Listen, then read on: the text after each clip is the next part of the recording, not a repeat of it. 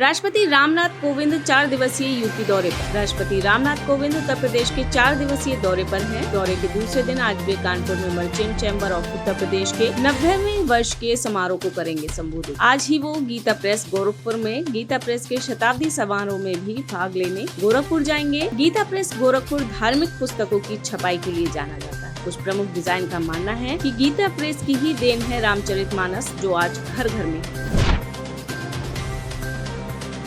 Kanpur central railway station के अधिकारी suspend. Uttar Pradesh में कानपुर सेंट्रल रेलवे स्टेशन पर सामानों की तय कीमत अधिक दाम पर बेचने के मामले में रेलवे के 5 अधिकारियों को सस्पेंड कर दिया गया है। जीएम CNCR प्रमोद कुमार द्वारा किए गए स्टिंग ऑपरेशन में दोषी पाए गए अधिकारियों पर हुई कार्रवाई।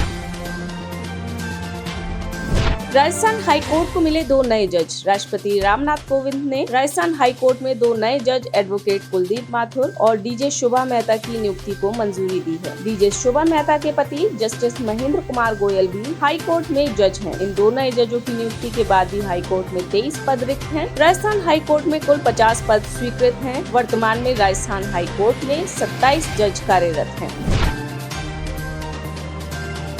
महाविकास अघाड़ी के 3 नेताओं ने देवेंद्र फडणवीस से की मुलाकात। महाराष्ट्र से राज्यसभा की 6 सीटों के लिए 7 उम्मीदवार मैदान में हैं। विधायकों की खरीद फरोख्त रोकने और राज्यसभा चुनाव निर्विरोध हो, इसलिए आज महाविकास अघाड़ी के 3 नेता छगन भुजबल, सुनील केदार, अनिल देसाई ने विपक्ष के नेता देवेंद्र फडणवीस से उनके सरकारी आवास पर मुलाकात की। इस बैठक में भाजपा प्रदेश अध्यक्ष चंद्रकांत पाटिल भी मौजूद रहे।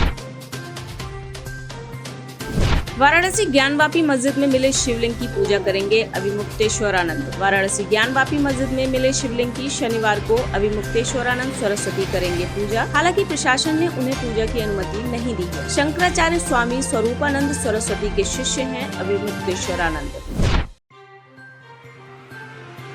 आर्य समाज द्वारा जारी मैरिज सर्टिफिकेट कानूनी तौर पर मान्य नहीं। सुप्रीम कोर्ट की जस्टिस अजय रस्तोगी और जस्टिस BV नागरत्ना की बेंच ने मध्य प्रदेश के लव मैरिज मामले की एक सुनवाई में कहा कि आर्य समाज का काम मैरिज सर्टिफिकेट जारी करना नहीं है। ये काम सक्षम प्राधिकरण करते हैं। ये उन्हीं के अधिकार क्षेत्र में आता है। आर्य समाज द्वारा जारी मैरिज सर्टिफिकेट को कानूनी मान्यता नहीं दी जा रही है।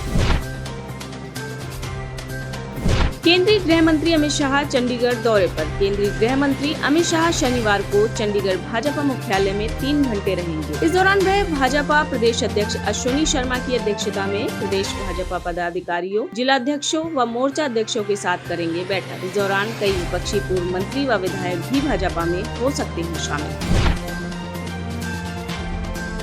कानपुर हिंसा पर सरकार की सख्त कार्रवाई। कानपुर हिंसा में शामिल लोगों की वीडियो के माध्यम से पहचान कर हो रही है कार्रवाई। हिंसा पर कड़ा रुख अख्तियार कर हिंसा में शामिल 18 आरोपियों को अब तक गिरफ्तार किया गया। राष्ट्रपति और प्रधानमंत्री के दौरे के दौरान हुई हिंसा के बाद यूपी सरकार ने आरोपियों पर सख्त कार्रवाई का निर्देश दिया है। आरोपियों पर गैंगस्टर लगाने और बुलडोजर भी चलाने की तैयारी हो रही है।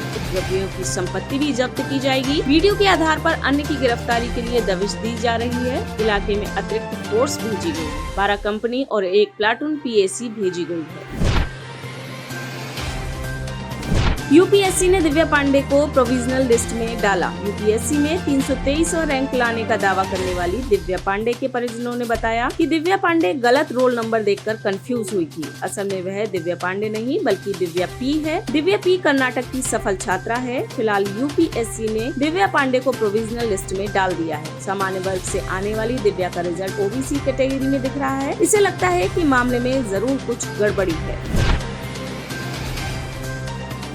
यूपी कानपुर में शुक्रवार की नमाज के बाद अचानक भड़की हिंसा। उत्तर प्रदेश के कानपुर में जुमे की नमाज के बाद अचानक भड़की हिंसा। 4-5 घंटे चले इस उपद्रव में हुई पत्थरबाजी में कई लोग हुए घायल। उपद्रवियों का कहना था कि वह नुपुर शर्मा के उस बयान से आहत हैं जिसमें उन्होंने पैगंबर मोहम्मद साहब के बारे में अपमानजनक टिप्पणी की है। घटना के बाद बड़े पैमाने पर फोर्स तैनात की गई। वहीं सूबे की सरकार ने इस बवाल में शामिल उपद्रवियों से अपनी तरह से निपटने की बात कही है।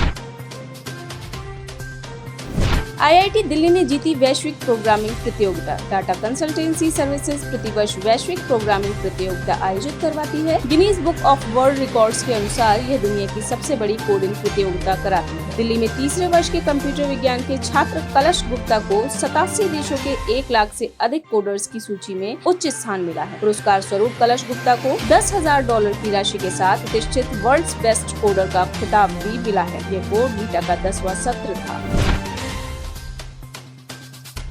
यमुना एक्सप्रेस वे पर भयंकर सड़क हादसा। उत्तर प्रदेश के मथुरा जिले में यमुना एक्सप्रेस वे पर एक बस बेकाबू होकर सर्विस रोड से नीचे जाकर पलट गई। हादसे में 16 यात्री घायल हो गए। घायलों को अस्पताल में भर्ती कराया गया है।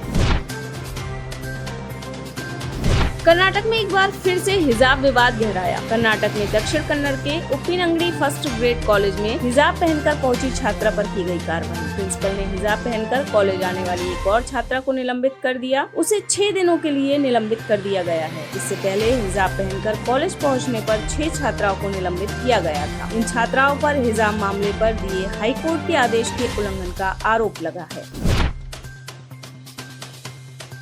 कांग्रेस नेता विवेक तनखा ने कश्मीर में टारगेट किलिंग पर उठाया सवाल। कांग्रेस नेता विवेक तनखा मध्य प्रदेश से निर्विरोध राज्यसभा सांसद निर्वाचित हुए हैं। विवेक तनखा ने दिल्ली स्थित कांग्रेस मुख्यालय में कश्मीर मुद्दे पर पीसी कर सरकार से कई सवाल पूछे। उन्होंने कहा कि सरकार को ये सुनिश्चित करना चाहिए कि अब कश्मीर में कोई हत्या नहीं होगी। लोगों को रक्षित महसूस करवाना सरकार का कर्तव्य है। गुजरात के ATS में 7 पाकिस्तानी नागरिकों को किया गया गिरफ्तार। गुजरात ATS और भारतीय तटरक्षक बल ने महीने की 31 मई 2022 को कच्छ में गुजरात तट पर अल नोमन नाम की नाव से 7 पाकिस्तानी नागरिकों को अवैध रूप से भारतीय जल सीमा में प्रवेश करने के आरोप में गिरफ्तार किया था। इन पाकिस्तानियों के पास नशीला पदार्थ था, परंतु ये ATS टीम को देखकर डर गए और इन्होंने तुरंत रस से भरे बैग को समुद्र में फेंक दिया। पाकिस्तान के पूर्व प्रधानमंत्री इमरान खान की सुरक्षा वापस। पाकिस्तान की शहबाज शरीफ सरकार ने पूर्व प्रधानमंत्री इमरान खान की सुरक्षा वापस ले ली। सुरक्षा वापस लेने पर पाकिस्तान में राजनीति शुरू हो गई है। 21 अप्रैल को शहबाज शरीफ ने कहा था कि इमरान सुरक्षा में कोई कमी नहीं की जाएगी, परंतु 1.5 महीने में ही यू टर्न लेते हुए उनकी सरकार ने इमरान खान की सुरक्षा वापस ले ली। हालांकि इमरान खान को जान से मारने की कोशिशों का खुलासा हुआ था, जिसके बाद उनकी सुरक्षा बढ़ाई गई थी। कराची की बहुमंजिला इमारत में लगी आग। पाकिस्तान में कराची स्थित जेल चौरंगी के पास स्थित एक बहुमंजिला इमारत के बेसमेंट में आग लगी। वहीं इस इमारत में कुछ लोग ऐसे भी थे जो खुद बाहर नहीं आ सकते थे, जिसमें कुछ बूढ़े और बीमार शामिल थे। ऐसे लोगों को बाहर निकालने के लिए रेस्क्यू टीम को इमारत में भेजा गया। टीम ने इन लोगों को रेस्क्यू किया। हालांकि इस हादसे में किसी के हताहत होने की खबर नहीं है, पर पड़ोस में लोग अजान देते रहे। सिद्धू मूसेवाला की मौत पर दुख जाहिर करने पर ट्रोल हो रही है शेगिल। पंजाबी रैपर सिंगर सिद्धू मूसेवाला की मौत से देश ही नहीं, अमेरिका, कनाडा, दक्षिण अफ्रीका, पाकिस्तान में भी सिद्धू मूसेवाला के फैन उनकी मौत से दुखी हैं। सिद्धू मूसेवाला की मौत पर दुख जाहिर करने के बाद सोशल मीडिया पर ट्रोल हो रही है। पसूरी फेम शेगिल गिल ने भी ट्रोल्स को कड़ा जवाब दिया है। चीन में पटरी से उतरी बुलेट ट्रेन ड्राइवर की मौत। दक्षिण पश्चिमी चीन के गुइझोउ क्षेत्र में बुलेट ट्रेन के 2 डिब्बे पटरी से उतरे। इस हादसे में चालक की मौत और 7 यात्री घायल। ये बुलेट ट्रेन 350 किलोमीटर प्रति घंटे की गति से चलती है।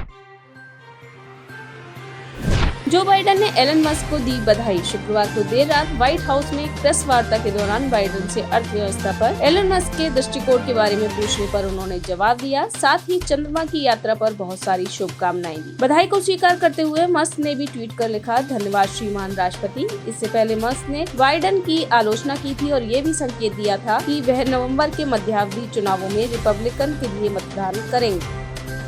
आप इस खबर के बारे में क्या सोचते हैं, हमें कमेंट सेक्शन में बताएं। साथ ही ब्रह्मास्त्र न्यूज को सब्सक्राइब और शेयर भी जरूर करें।